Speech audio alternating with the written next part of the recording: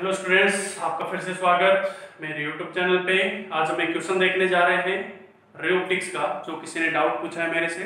देखिए क्वेश्चन क्या है। An opaque sphere of radius a, एक स्फीयर है जिसका रेडियस ए है, is just immersed in a transparent liquid. उस स्फीयर को लिक्विड के अंदर डुबो दिया गया है, as shown in the figure में अभी दिखाता हूं आपको। A point source is placed on the vertical diameter of the sphere. Diameter के लोग एक क्या रखा गया है, पॉइंट सोर्स रखा गया है at a distance a/2 from the top of the sphere. जो स्फीयर है उसके टॉप से a/2 डिस्टेंस पर है। वन रे originating from the point source, एक रे ओरिजिनेट होती है, बहुत सारी रे होंगी, एक रे की बात कर रहा है ये। After refraction from air liquid interference, यानी ऊपर जो ऑब्जेक्ट रखा गया है, ऑब्जेक्ट जो रखा गया है वो एयर में है और ये स्फीयर जो है किसी लिक्विड में है। टेंजेंट टू द स्फीयर, वो एक स्पेशल रे है जो कि टेंजेंट के लोग से जाती है, जिसका रिफ्रैक्शन एंगल हमें 30 डिग्री दिया गया है।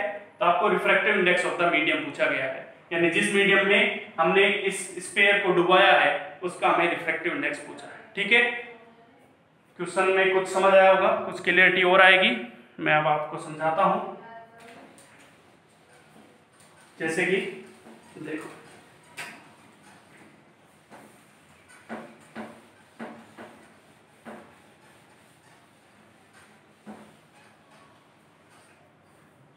किस तरह का डायग्राम दिया गया हमें दिया गया है एक स्फीयर है, सॉल्यूशन करने जा रहा हूं मैं इसका। ठीक है, ये इसको टच करते हुए इधर एयर है और इधर लिक्विड है जिसका रिफ्रैक्टिव इंडेक्स मैं n मान रहा हूं, जिसके अंदर इस स्फीयर को डुबो दिया गया है। यहां पर एक ऑब्जेक्ट है, ये वाला सेपरेशन एयर लिक्विड इंटरफेस से ये वाला सेपरेशन a/2 है। Radius of this sphere is a और हमें पूछा गया है n की वैल्यू बताना।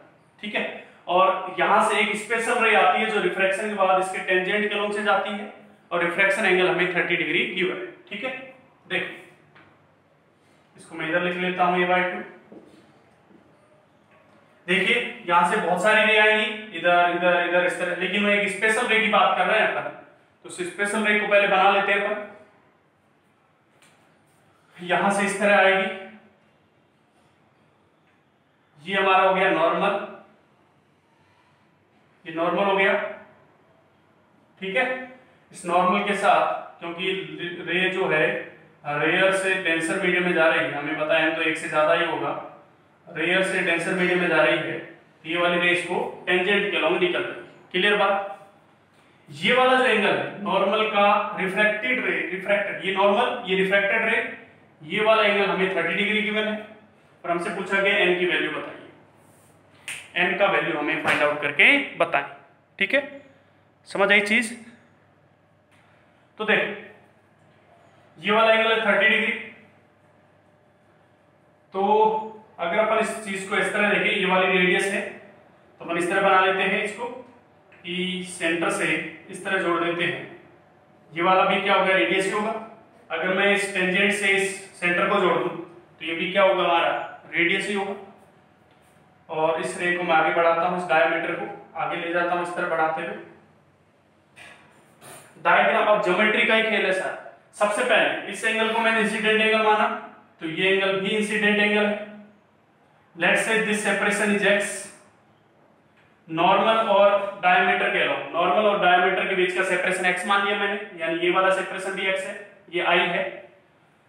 मैंने पहले इस सरफेस के लिए क्या लगा रहा हूं, स्नेल्स लॉ लगा रहा हूं। इस सरफेस के लिए क्या लगा रहा हूं, स्नेल्स लॉ। क्यों? क्योंकि रिफ्रैक्शन हो रहा है और रिफ्रैक्शन के लिए पहली कंडीशन स्नेल्स लॉ होती है। इस सरफेस पे क्या हो रहा है, रिफ्रैक्शन हो रहा है, तो रिफ्रैक्शन के लिए क्या लगा रहा हूं, स्नेल्स लॉ। स्नेल्स लॉ क्या कहता है, 1 * sin i = n * sin r। ये हमारा क्या होता है, स्नेल्स लॉ। 1 वाले मीडियम से आ रही है, इंसिडेंट एंगल i है, रिफ्रैक्टेड एंगल r है, ये लिख दिया मैंने। हमें रिफ्रैक्टेड एंगल कितना गिवन है, 30 डिग्री गिवन है, तो पुट करते हैं तो sin i = n * sin 30 degree. तो sin i = आ गया sin 30 की वैल्यू 1/2, तो sin i आ गया n/2। ये हमारे पास इक्वेशन नंबर 1 हो गया। अब हमें आई की वैल्यू निकालनी है। अगर इंसिडेंट एंगल मिल गया तो रिफ्रैक्टिव इंडेक्स मिल जाएगा। तो तुम देखो ये एंगल 30 डिग्री है। कौन सा एंगल? रिफ्रैक्टेड रे का नॉर्मल के साथ ये एंगल 30 डिग्री, ठीक है। और हमें पता है कि अगर रेडियस को सेंटर से जोड़ते हुए इस तरह आगे बढ़ा दें तो ये भी एक क्या बन जाता है, उस टेंजेंट पे नॉर्मल बन जाता है। तो ये वाला एंगल हमारा 90 डिग्री है। ये वाला एंगल भी कितना है? 90 डिग्री। और हमें दिख रहा है ये वाला सेपरेशन मैंने x माना है, इसको यहां दिखा देता हूं। ये वाला x है। ये वाला एंगल भी हमारा 90 है हॉरिजॉन्टल, और ये परपेंडिकुलर वर्टिकल, ये हॉरिजॉन्टल लाइन वर्टिकल लाइन, ये 90 डिग्री हो गया। ये 90, ये वाला भी 90, नॉर्मल का हॉरिजॉन्टल के साथ एंगल 90, क्योंकि नॉर्मल हमारा वर्टिकल, ये 90, ये 90, ये एंगल 30 डिग्री। तो तुम बताओ ये एंगल कितना आएगा? तो पूरा एंगल देखो, ये वाला क्या बन रहा है, इसको मैं नाम दूं ए बी सी डी। तो ये कोई क्वाड्रिलेटरल बन रहा है, बन रहा है कि नहीं बन रहा? क्वाड्रिलेटरल बन रहा है। तो ये 90 90 30, तो हमें पता है कि क्वाड्रिलेटरल में total summation of angle is 360 degree, 360 होता है। तो इसको मैंने कुछ x मान लिया, तो ये 90, ये 90, ये 30 डिग्री, तो ये टोटल 90 प्लस लिख रहा हूं इन क्वाड्रिलेटरल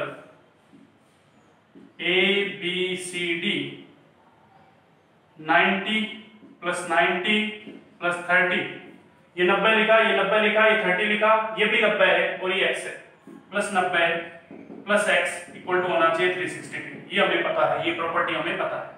तो 90 90 90 कितने हो गए? 270, ये 300, x की वैल्यू आ गई 60 डिग्री। यानी ये वाला एंगल हमारे पास निकल के आया 60 डिग्री। ये वाला एंगल कितना आया? 60 डिग्री निकल के आया, ठीक है। अब हमारे पास एंगल निकल के आ गया। अब तुम देखो, अगर मैं यहां से इस लाइन को मिला दूं, यहां से जाते हुए एक इस लाइन को मिला दूं बी पॉइंट को, डी पॉइंट से बी पॉइंट को अगर मिला दूं, तो तुम बताइए ये एंगल कितना हो जाएगा? दिस एंगल इज 30 डिग्री, क्योंकि एकदम मिड से जा रहा है। तो ये 30 डिग्री, 90 डिग्री, तो ये वाला एंगल हमारा हो जाएगा 60 डिग्री, क्योंकि ट्राइंगल का समेशन 180। लेकिन हमें तो इस 30 डिग्री से शायद काम निकल जाएगा। हाँ निकल जाएगा। tan 30 डिग्री लिखिए, ये 30 डिग्री समझ है, क्योंकि ये 60, ये 60। अगर मैं लाइंस को इस तरह मिला दूं जो कि एकदम मिड से होके जा रही है, तो ये एंगल 30 और ये भी 30, ठीक है। तो tan 30 कितना लिखूंगा? दिस बाय दिस, क्योंकि ये 90 डिग्री है, तो ये क्या हो गया? हाइपोटेनस हो गया।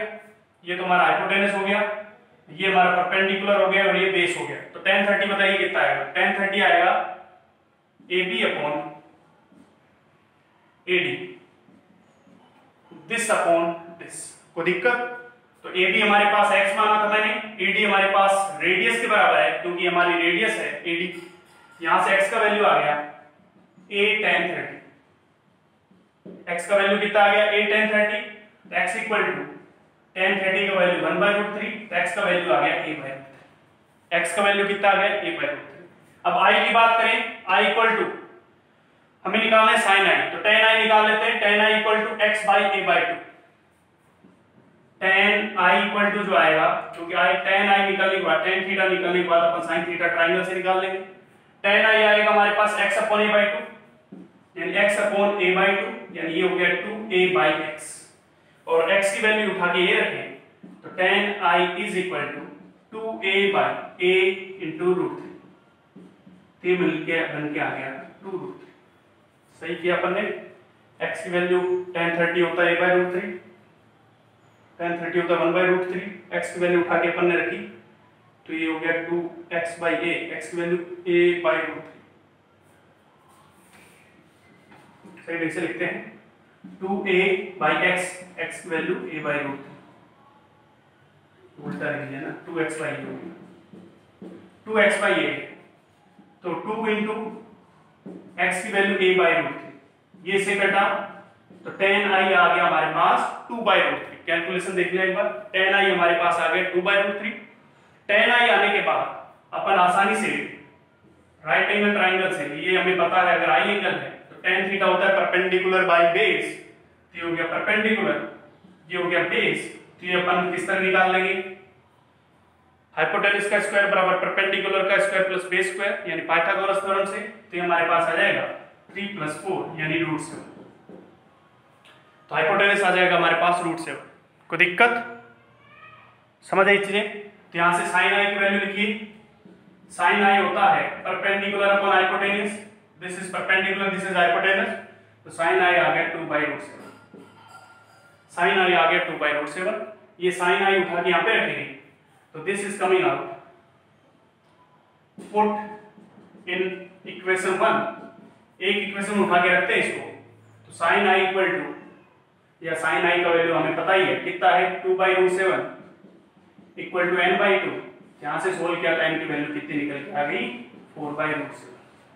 तो हमारे पास refractive index of this medium is 4/√7। समझ आई चीजें? बहुत ही बढ़िया क्वेश्चन है ये, सही ढंग से समझने की कोशिश करें। मेरे से किसी ने डाउट में पूछा था, बहुत बढ़िया क्वेश्चन था, दोबारा समझा देता हूं क्योंकि ज्योमेट्री का खेल है इसमें सारा। अगर आपने डायग्राम सही ढंग से बनाया है तो आंसर आ जाएगा, वरना आंसर नहीं आ पाएगा। ठीक है, तो देखो सबसे पहले हमें कहा गया था एक रेज आ रही है जो कि टेंजेंट के लोग जाती है और उसका रिफ्रैक्टेड एंगल 30 डिग्री है, तो बताइए इसका कितना रिफ्रैक्टिव इंडेक्स होगा। तो एक लाइन अपन ने इस तरह पास करा दी, एक नॉर्मल हमने खींच लिया। हमें पता है सेंटर से टेंजेंट के लॉन्ग या सेंटर से कोई रे अगर पेरिफेरी को पार करती है तो वो नॉर्मल की तरफ बिहेव करती है, और नॉर्मल का टेंजेंट के साथ एंगल हमेशा 90 डिग्री होता है। तो नॉर्मल ये 90 डिग्री हो गया, ये एंगल 30 डिग्री था। तो ये एंगल पहले क्वाड्रिलेटरल की बात करिए एबीसीडी की, यहां से x निकालिए यानी ये वाला एंगल निकालिए पूरा 60 डिग्री, ये 60 डिग्री। यहां से एक अपन ने मैंने क्या खींचा है, बाइसेक्टर खींचा। बाइसेक्टर इसको दो इक्वल पार्ट्स में डिवाइड कर दिया, ये 30 डिग्री, तो ये 30 डिग्री अगर मैं मिल गया तो ये 90 है तो ये 60 हो जाएगा। अब मैं यहाँ चाहे आप tan 60 लगा लो चाहे tan 30 निकालो, क्योंकि हमें तो इस डिस्टेंस की दरकार है, तो इसको निकालने के लिए tan 30 लगाया मैंने। tan 30 = AD/AD, x माना हुआ था इसको, ये रेडियस के बराबर है AD, तो x की वैल्यू आ गई a/√3। अब मैंने इसको इस सहायता से, ये i एंगल है, x आ गया, ये a/2 है ही, तो tan i निकाल लिया मैंने, और x की वैल्यू उठा के रखी तो tan i की वैल्यू 2/√3, tan i की हेल्प से sin i निकाला, और ये वाली इक्वेशन हमारे पास ही थी, उसको उठा के रख दिया तो हमें रिफ्रैक्टिव इंडेक्स की वैल्यू मिल गई। क्लियर बात है? तो इस तरह अपन ऐसे क्वेश्चंस को सोल्व कर सकते हैं। बहुत ही बढ़िया क्वेश्चन है। नेक्स्ट डाउट के साथ मिलेंगे अगले वीडियो में, तब तक के लिए थैंक यू।